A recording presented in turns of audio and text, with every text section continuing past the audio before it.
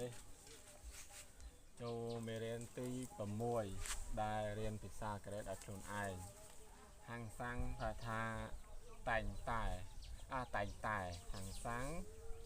ថាតែងតែហើយខាកឹមថាជួនកា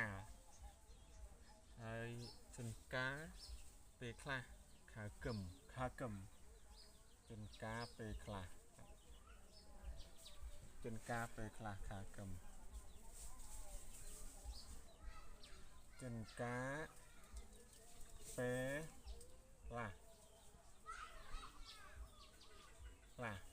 ហើយអ៊ុតខោអាវអ៊ុតនេះថាអ៊ុតសម្លៀកបំពាក់នេះសម្លៀកបំពាក់អ៊ុតសម្លៀកបំពាក់អ៊ុតសម្លៀកបំពាក់អ៊ុតដានេះអ៊ុតសម្លៀកបំពាក់អ៊ុតដាសើចអ៊ុតដាសើចអ៊ុតដាបែរថាសើចហើយអ៊ីអ៊ុតថាអ្នកចិត្តខាងឲ្យជាអ្នកចិត្តខាងយើងចឹងនៅផ្ទះជាមួយគ្នានៅខាងត្បូងអញ្ជើញថាអ៊ីអ៊ុតថាអ្នកចិត្តខាងថា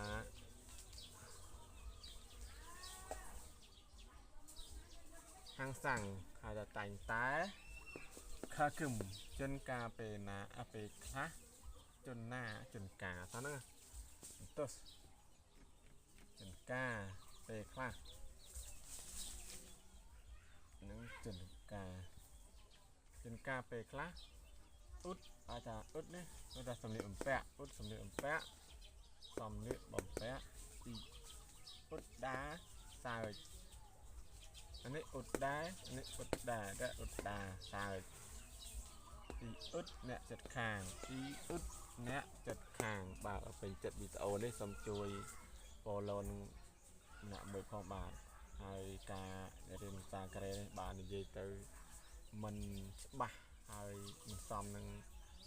ភាសាកូរ៉េហើយថាអានមិនសូវត្រូវសូមមេត្តាខាងតែទុកមុនផងបាទសូមអរគុណច្រើន